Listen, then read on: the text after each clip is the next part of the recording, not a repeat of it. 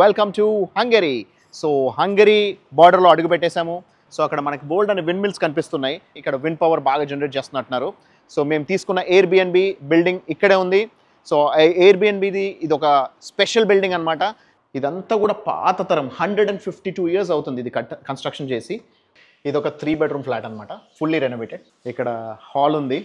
మా చిన్నమ్మ మా చెల్లెలు వాళ్ళు ఈరోజు వంట ప్రిపేర్ చేస్తున్నారు. అండ్ దెన్ ఇక్కడ huge hall with TV. So ఇక్కడ హాల్లో కూడా మనకి బెడ్ కమ్ సోఫా అనేది సెటప్ చేశారు. And then we have 2 bedrooms with attach bathrooms. ఇది మా చిన్నమ్మ వాళ్ళకి ఇచ్చాము. మొత్తం అక్కడ ఇంటీరియర్స్ కూడా చూసుకోండి ఎంత బాగుందో. ఈ రూమ్లో నేను స్టే చేయబోతున్నా. దీంట్లో కూడా ఇంటీరియర్స్ అన్నీ కూడా నీట్గా చాలా బాగా మెయింటైన్ చేస్తున్నారు. చాలా బాగా పెట్టారు యాక్చువల్గా. మొన్నే రీసెంట్గా రెనోవేట్ చేశారంట.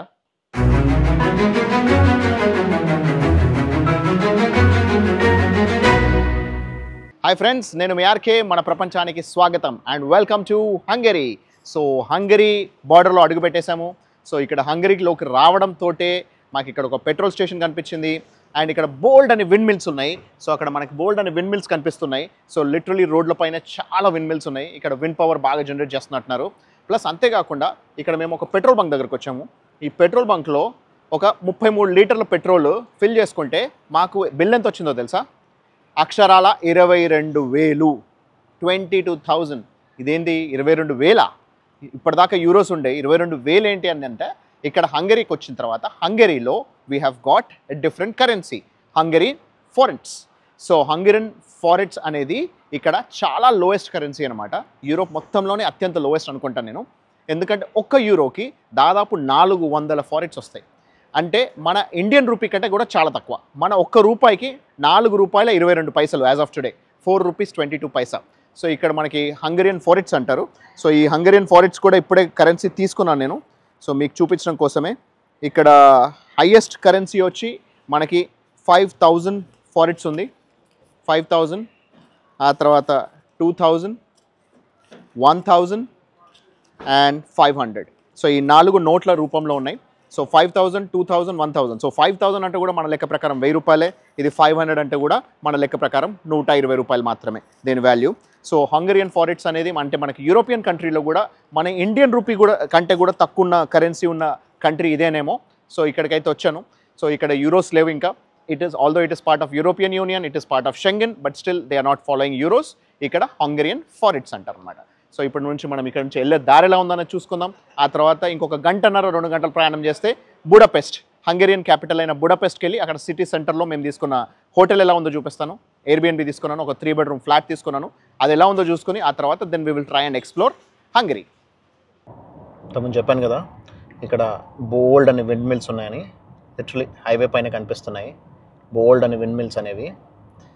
హంగరీ అనేది ఒక ల్యాండ్ లాక్డ్ కంట్రీ అనమాట. సెంట్రల్ యూరోప్లో ఉంది. ఆల్ సైడ్స్ డిఫరెంట్ కంట్రీస్ ఉన్నాయి.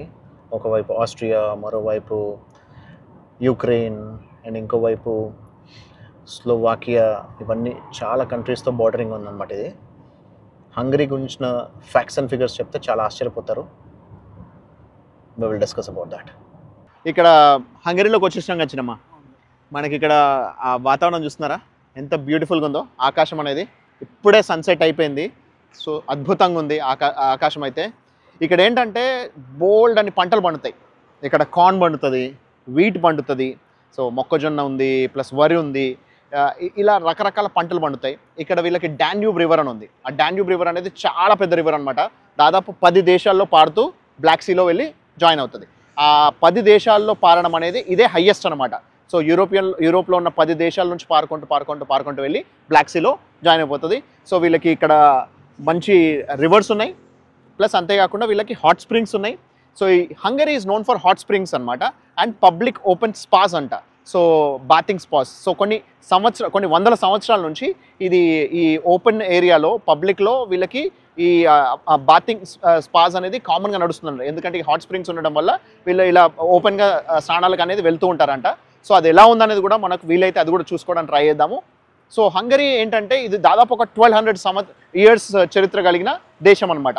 దాదాపు 960s ఆ టైంలో ఇక్కడ జనావాసం రావడం అనేది మొదలైంది.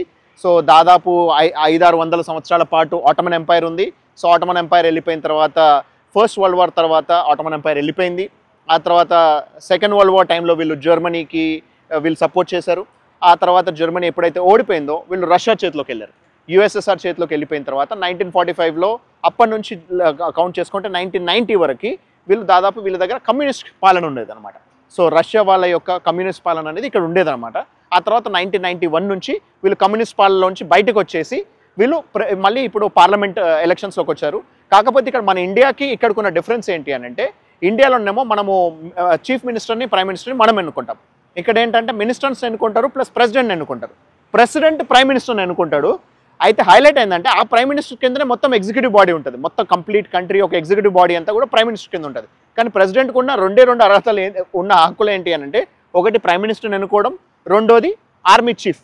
సో ఆర్మీ హెడ్ ప్రెసిడెంట్ ఉంటాడు అనమాట. సో ఇది ఇక్కడ డిఫరెన్స్ అనమాట. ఇక్కడ దాదాపు 98 లక్షల మంది పాపులేషన్ ఉంది. 9.8 million. It's a huge population అనుకోవచ్చు, ఎందుకంటే చిన్న కంట్రీనే. దాంట్లో దాదాపు 98 lakhs పాపులేషన్ ఉంది. అండ్ ఇక్కడ ఫారిన్స్ అని చెప్పేసి అని అంటారు. మన ఇండియన్ రూపీ కంటే కూడా తక్కువ వాల్యూ ఉంది. దాదాపు 20 సంవత్సరాలు అవుతుంది వీళ్ళు యూరోపియన్ యూనియన్లోకి వచ్చి. 2004లోనే యూరోపియన్ యూనియన్లోకి వచ్చారు. And it is part of Schengen countries. But still వీళ్ళు యూరోలోకి కన్వర్ట్ అవ్వలేదు. ఇంకా కూడా వీళ్ళు హంగరీ ఫారెన్స్ అని చెప్పేసి అని ఉన్నాయన్నమాట.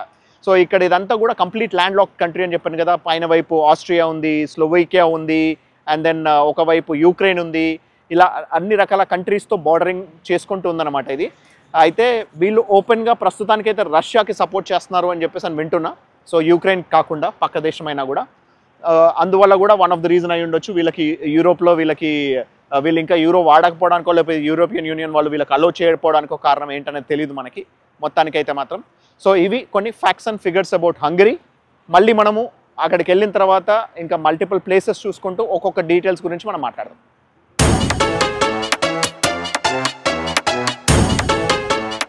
Hi friends, so welcome to Budapest, capital of Hungary. So Hungary అనేది నా కంట్రీ నెంబర్ 84, 84వ దేశం. ఈ సంవత్సరం 71, 71వ దేశం ఈ సంవత్సరం. సో కేవలం 29 దేశాలు చూపిస్తే నేను పెట్టుకున్న టార్గెట్ 100 దేశాలు. So my target of 100 will be completed in the next 29 countries. So I'm extremely excited. So ఇక్కడ మా కార్ పార్క్ చేసాము right on the main road. So main road పైనే మనకి కార్స్, బస్సెస్, ట్రామ్స్, ట్యాక్సీస్ ఇవన్నీ కూడా వెళ్తున్నాయి. ఇది సిటీ సెంటర్లో ఉన్నాము, ఎగ్జాక్ట్ సిటీ సెంటర్లో. మేము ఏదైతే హోటల్ తీసుకున్నామో అది right on the back. So మేము తీసుకున్న ఎయిర్బిఎన్బి బిల్డింగ్ ఇక్కడే ఉంది. సో ఎయిర్బిఎన్బిది ఇది ఒక స్పెషల్ బిల్డింగ్ అనమాట. సో ఈ బిల్డింగ్ యొక్క స్పెషాలిటీ ఏంటనేది మీరు తెలుసుకుంటే చాలా ఆశ్చర్యపోతారు. సో బుడాపెస్ట్ అనేది హంగరీ క్యాపిటల్గా 1873లో, నవంబర్ 1873లో బుడాపెస్ట్ని హంగరీకి క్యాపిటల్గా డిసైడ్ చేశారు. అప్పుడు హంగరీ అండ్ ఆస్ట్రియా రెండు కలిపి ఉండేది. హంగరీ అండ్ ఆస్ట్రియన్ ఎంపైర్కి ఒక కో క్యాపిటల్గా బుడాపెస్ట్ ఉండేది. ఇది 1873 నుంచి 1919 వరకు, ఫస్ట్ వరల్డ్ వార్ వరకు ఇది ఉండేది. ఆ తర్వాత ఫస్ట్ వరల్డ్ వార్ తర్వాత డిజాల్వ్ అయిపోయిన తర్వాత ఇది సపరేట్గా హంగరీకి క్యాపిటల్ అయిపోయింది. ఆ తర్వాత 1940 సెకండ్ వరల్డ్ వార్లో ఉంది. ఆ తర్వాత 1957లో బుడాపెస్ట్లో కూడా మనకి రెవల్యూషనరీ అనేది జరిగిందనమాట.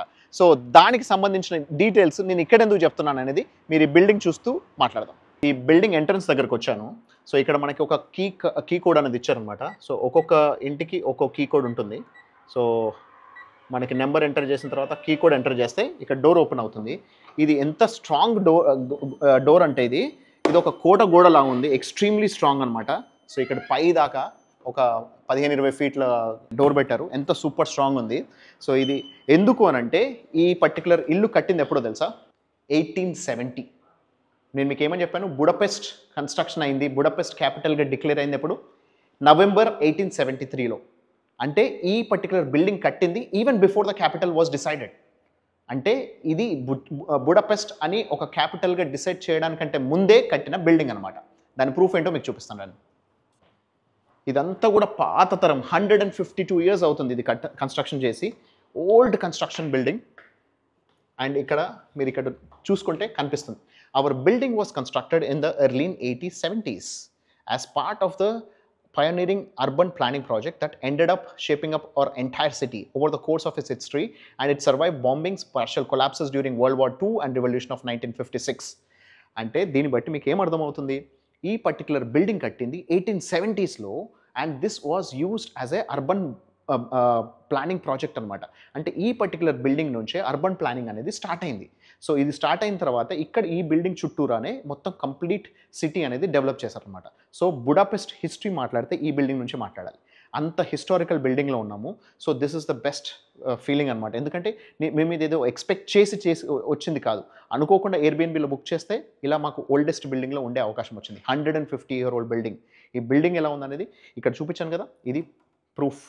ప్లస్ ఇక్కడ నుంచి మీరు చూసుకుంటే ఇది పాత తరంలో ఇల్లు ఇక్కడ ఎలా కట్టేవాళ్ళు అనేది మీకు కనిపిస్తుంది. జనరలీ యూరోపియన్ స్ట్రక్చర్ అంటే ఏంటో తెలుసు కదా, అన్నీ ఓన్లీ జస్ట్ మనకి ఒక హట్ షేప్లో కడుతూ ఉంటారు.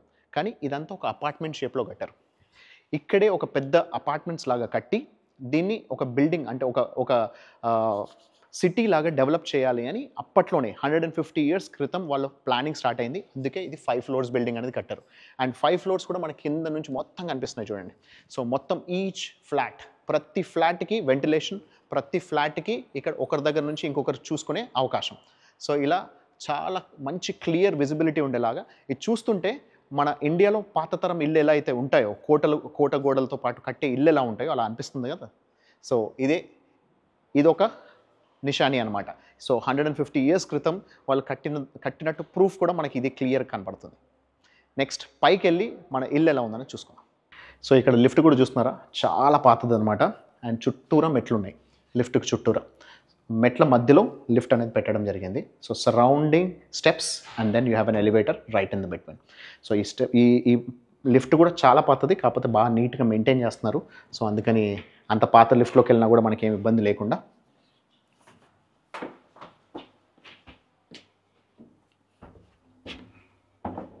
మనం తీసుకుంది టాప్ ఫ్లోర్లో, 5th floorలో.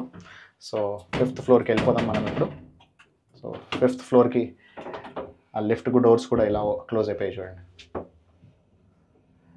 నాకైతే మల్లీశ్వర్ సినిమాలో చాలా పాత లిఫ్ట్ చూపిస్తారు కదా, అది గుర్తొస్తుంది నాకు. నేనేదో ఇంట్లో కాకుండా ఏదో మ్యూజియంలోకి వచ్చినట్టు 150 సంవత్సరాల చరిత్ర కలిగిన మొట్టమొదటి ఈ పర్టికులర్ సిటీలోనే బిల్డింగ్ ప్లానింగ్ అనేది స్టార్ట్ చేసిన బిల్డింగ్లో ఉన్నానంటే ఇది ఒక మున్సిపల్ బిల్డింగ్ అని ఆలోచిస్తుంటేనే చాలా ఆశ్చర్యం అనిపిస్తుంది. So we're just lucky enough to get in to this. So ఈ బిల్డింగ్లో నేను రెంట్కి తీసుకోవడం అనేది నా అదృష్టం. ఇక్కడ మీరు చూసుకుంటే మనం ఇప్పుడు కింద నుంచి చూసింది పైనుంచి వ్యూ చూసుకోవచ్చు, ఓవర్ వ్యూ. ఇక్కడంతా కూడా పెంకులు, స్ట్రక్చర్ అంతా కూడా ఎంత బాగుంది చూడండి. సో మనకి కింద నుంచి చూసిన వ్యూకి ఇప్పుడు పైనుంచి చూసిన వ్యూకి కూడా మనకు చాలా క్లియర్గా డిఫరెన్స్ అనేది తెలుస్తుంది.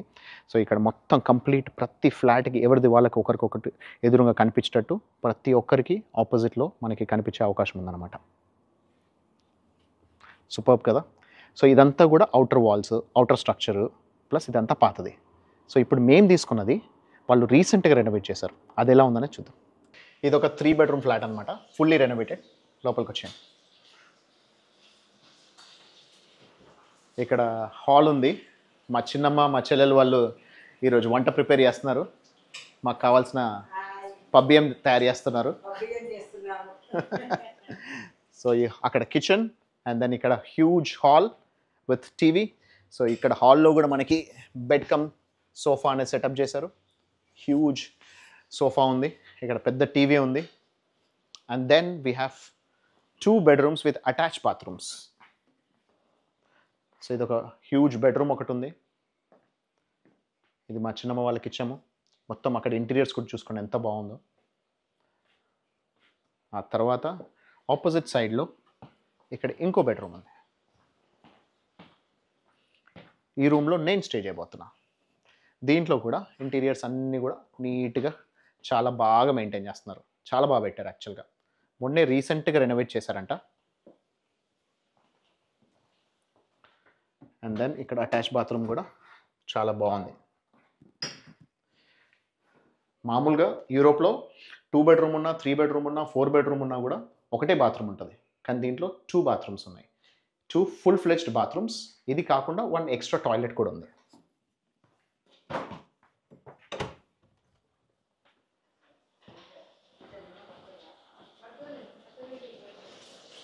ఇక్కడ 3rd bedroom.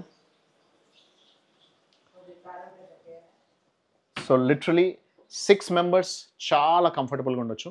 మేమున్నది 4 మెంబర్సే. సో ఇంకో ఇద్దరు కూడా మనుషులు, అంతేకాకుండా హాల్లో కూడా ఇంకో ఇద్దరు ఉండొచ్చు. 8 మెంబర్స్ కంఫర్టబుల్గా స్టే చేయగలిగే 3 బెడ్రూమ్ హౌస్ ఇది.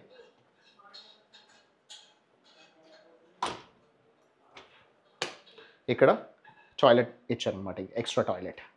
సో 3rd బెడ్రూమ్ కోసం. సో దీన్ని బట్టి అర్థమవుతుంది ఇప్పుడిప్పుడు వీళ్ళు సింగిల్ బాత్రూమ్ కల్చర్లోకి వచ్చారు. కానీ ఒకప్పుడు 3 బెడ్రూమ్స్ ఉన్నాయంటే కనీసం 2 బాత్రూమ్స్ ఉన్నాయనంటే, అంటే ఇది యాక్చువల్గా ఒక సర్వెంట్ రూమో లేకపోతే చిన్న రూమ్ అని అనుకున్నట్టయితే వాళ్ళకి టాయిలెట్ ఉండేలాగా. సో మన ఇండియన్ స్ట్రక్చర్లో, సో బేసిక్లీ మనకి ఇండియాలో 3 బెడ్రూమ్స్ అంటే 3 బాత్రూమ్స్ ఉంటాయి కదా, సో అలాగే ఉంది. అదే యూరోపియన్ స్ట్రక్చర్ అయితే 3 బెడ్రూమ్స్కి ఒకటే బాత్రూమ్ ఉంటుంది. సో ఇది మనకు అర్థమవుతుంది ఏంటంటే వీళ్ళు తగ్గించుకుంటూ వచ్చారు తప్పించి ఇంతకు ముందు ఇలా లేదనమాట. సో ఇక్కడ వీళ్ళ టేస్ట్ కనబడుతుంది. ఈ వాల్ పోస్టర్ కూడా చాలా బాగా నీట్గా డిజైన్ చేయడం కానీ పేస్ట్ చేయడం కానీ చాలా బాగుంది. సో ఇది ఫ్రెండ్స్. సో మీకు ఎలా అనిపించింది? నెక్స్ట్ బుడాపెస్ట్ సంబంధించిన చాలా డీటెయిల్స్, హంగరీకి సంబంధించిన చాలా డీటెయిల్స్ నేను మీకు పంచుకోబోతున్నాను, చూపించబోతున్నాను. సో నాకైతే ఇక్కడ వైబ్ చాలా నచ్చింది, చాలా పాజిటివ్గా ఉంది. సో మీకు ఎలా అనిపించింది అనేది కమెంట్స్లో తెలియజేయండి. ఈ ఫ్లాట్ సూపర్బ్గా ఉంది, కంప్లీట్ అబ్సల్యూట్లీ మోడర్న్గా డిజైన్ చేశారు, చాలా బాగుంది. ఇంటీరియర్స్ బాగున్నాయి, ఫ్లాట్ బాగుంది, అన్నీ బాగున్నాయి. అయితే ఈ బిల్డింగ్ ఎంత సూపర్ చిన్నమ్మా, అసలు ఎంట్రన్స్ నుంచే బేసిక్లీ ప్యాలెస్ లోకి వచ్చినట్టుగా ఉన్నది ఇప్పుడు మనకైతే. ఎగ్జాక్ట్లీ ఒక ప్యాలెస్ లేకపోతే ఒక కోటలోనో, కోట మెయిన్ ఎంట్రన్స్ ఎలా అయితే ఉంటుందో అలా అంత చెక్కది, అంత పెద్దది 20 ఫీట్ల హైట్లో, అంత హైట్ అంత బలంగా ఉండేదాన్ని పెడితేనే ఆ డోర్ ఓపెన్ చేస్తేనే ఒక రకమైన పాజిటివ్ ఫీలింగ్ అనమాట. సూపర్గా అనిపించింది. ప్యాలెస్ కోట ఎలా ఉంటుందో అలా ఆ కాలంలోకి వెళ్ళిపోయినట్టు అనిపించేస్తుంది మాకైతే. అసలు మన అదృష్టం చూడు, మనం కావాలని బుక్ చేసుకున్నా దొరకదు. 150 years ఓల్డ్ బిల్డింగ్ ఇది. సో ఇది యాక్చువల్గా సిటీ ప్లానింగ్ కమిషన్ స్టార్ట్ చేయడానికంటే ముందు కట్టిన బిల్డింగ్. అంటే ఇక్కడ నుంచే ఈ సిటీ అనేది మొత్తం బుడాపెస్ట్ అనేది స్టార్ట్ అయింది. సో బుడాపెస్ట్ సిటీ ప్లానింగ్ అనేది స్టార్ట్ అయింది ఈ బిల్డింగ్ నుంచి. అంటే అది మన ఎంత అదృష్టం ఉంటే మనకి వస్తుంది ఇలాంటిది. అసలు రావడం అనేది కూడా ఒక స్పెషల్, అసలు అంటే సస్పెన్స్. అంటే మనకైతే ఏంటంటే అనుకోకుండా రావడం అనేది లక్ అంటారు చూడు, అది గాడ్ గిఫ్ట్ అనుకుంటా. అంతే, 100% అదృష్టం. ఎందుకంటే మనం కావాలని ప్లాన్ చేసుకున్నా దొరకదు. ఇది ఇలాంటి అంటే ఇంత ఓల్డ్ బిల్డింగ్లో ఉన్నా కూడా ఎంత మోడర్నైజ్ చేసి కట్టారు, అది నాకు సూపర్గా అనిపించింది, చాలా బాగా అనిపించింది. ఇక్కడ మెయిన్ రోడ్, పార్కింగ్ కూడా అక్కడ బయట ఉంది. అఫ్ కోర్స్ బిల్డింగ్లో పార్కింగ్ లేదు మనకి, సో బిల్డింగ్ బయట పార్కింగ్ పెట్టుకోవాలి. పార్కింగ్ మాత్రం పర్ అవర్ 1.5 euros, అంటే దాదాపు 150 రూపాయలు ఛార్జ్ చేస్తున్నారు. బట్ ఇట్స్ ఓకే మనకి, ఎందుకంటే నైట్ 10 నుంచి మార్నింగ్ 8 వరకు ఫ్రీ.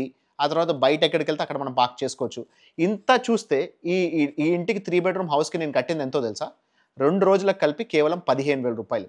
అంటే 1 డేకి 7,500 రూపీస్. $100లో నాకు ఒక దొరికింది. లెస్ దాన్ $100లో నాకు పర్ నైట్ దొరికింది. $85లో దొరికింది.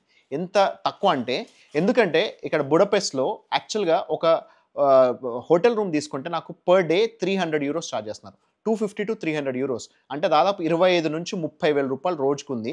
ఇప్పుడు మేము 2 రూమ్స్ తీసుకుంటే రోజుకి 50 నుంచి 60,000 చొప్పున 2 రోజులకి ₹1,00,000 అవ్వాలి. యాక్చువల్గా మనకు 15,000 రూపాయలకి 2 రోజులకి 3 bedroom house right on the main road. Superb location, ఇంత తక్కువలో ప్లస్ ఇంత మంచి బిల్డింగ్లో దొరికింది. So we are really lucky. So ఇవన్నీ నేను ప్రైసెస్ ఎందుకు చెప్తున్నానంటే ఈ మా అదృష్టం ప్లస్ అంతేకాకుండా ఈ ఓవరాల్గా పాత బిల్డింగ్స్లో ఇక్కడ రేట్స్ ఎంత తక్కువ ఉందనేది మీకు అర్థం అవ్వాలని గురించి చెప్తున్నా. ఎయిర్బిఎన్బిలో సో ఎప్పుడైనా కూడా నేను హోటల్స్ అండ్ ఎయిర్బిఎన్బిస్ నేను 2 కూడా మ్యాచ్ చేసి చూస్తుంటా. ఏది వర్త్ అనిపిస్తే దాంట్లో వెళ్తుంటాను. ఇది వర్త్ అనిపించింది, అందుకే దీంట్లో ఉన్నాను. ఇదే నిన్న రాత్రి మీకు చెప్పిన బిల్డింగ్, చూపించిన బిల్డింగ్. సో నైట్ కంటే డే టైంలో అయితే ఇంకా చాలా క్లియర్గా క్లారిటీతో కనిపిస్తుందని చెప్పేసి ఈ డే విజువల్స్ కూడా యాడ్ చేస్తున్నాను. సో చూస్తున్నారు కదా, literally on the main road అనమాట. ఇది ఇక్కడ బుడాపెస్ట్ సిటీ కౌన్సిల్ ప్లానింగ్ వాళ్ళు కట్టిన మొట్టమొదటి బిల్డింగ్. సో ఇవన్నీ కూడా అప్పట్లోనే కట్టుంటారు, అందుకే పురాతనమైన బిల్డింగ్స్ అన్నీ కనిపిస్తున్నాయి. సో ఆ సమయంలో కట్టిన బిల్డింగ్లో వన్ ఆఫ్ ద బిల్డింగ్స్లో ఉండడం అనేది, so we are really lucky and I was able to experience this 150-year-old building in Budapest.